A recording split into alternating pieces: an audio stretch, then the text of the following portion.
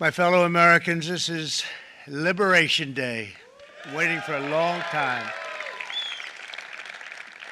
পাল্টা শুল্ক নিয়ে মার্কিন সর্বোচ্চ আদালতে ধাক্কা খেয়েছে ট্রাম্প প্রশাসন। তবে এবার নতুন কৌশল।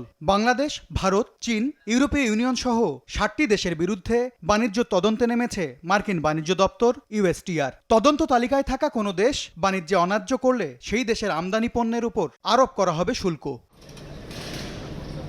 যুক্তরাষ্ট্র মনে করে চীন সহ বেশ কিছু দেশ বিভিন্ন শিল্পে অতিরিক্ত উৎপাদন এবং সক্ষমতায় এগিয়ে যাওয়ায় পিছিয়ে পড়ছে মার্কিনিরা। তাই বাণিজ্য সম্পর্ক থাকা দেশগুলোর বিনিয়োগ, ভর্তুকি, শ্রমিকের ন্যায্য মজুরি সহ ৭টি মানদণ্ডে করা হবে তদন্ত।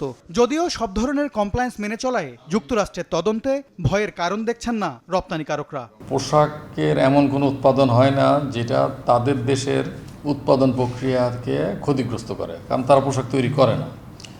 আরটা আছে ধরেন আইপি, ইন্টেলেকচুয়াল প্রপার্টি রাইট, যে ফেক গুডস এখানে তৈরি হয়, আমরা ফেক গুডস তৈরি করি না। শ্রম আইনের যতগুলা বিষয় নিয়ে কথাবার্তা বলা হয়েছে এগুলো মোটামুটি অ্যাড্রেস করা হয়েছে, মোটামুটি অলমোস্ট এভরিথিং অ্যাড্রেস করা হয়েছে। এই ইনভেস্টিগেশনে বাংলাদেশের হারানোর কিছু নাই, বাট প্রপারলি অ্যাড্রেস করতে হবে। আর বিষয়টা অবশ্যই আনকমফোর্টেবল আমাদের জন্য।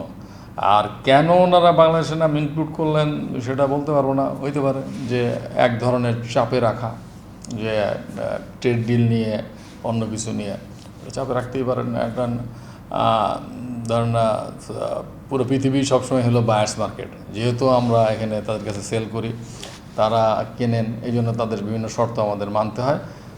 বেস্ট সিচুয়েশন হবে বা ভালো সিচুয়েশন হবে যে ট্রেড ডেফিসিট কমানো। আমরাও তাদের ক্রেতা হওয়ার চেষ্টা করি। আমরা চাইলে কটন ইম্পোর্ট করতে পারি, আমরা হুইট, আমরা এলএনজি বা কর্ন, মেটাল স্ক্র্যাপ।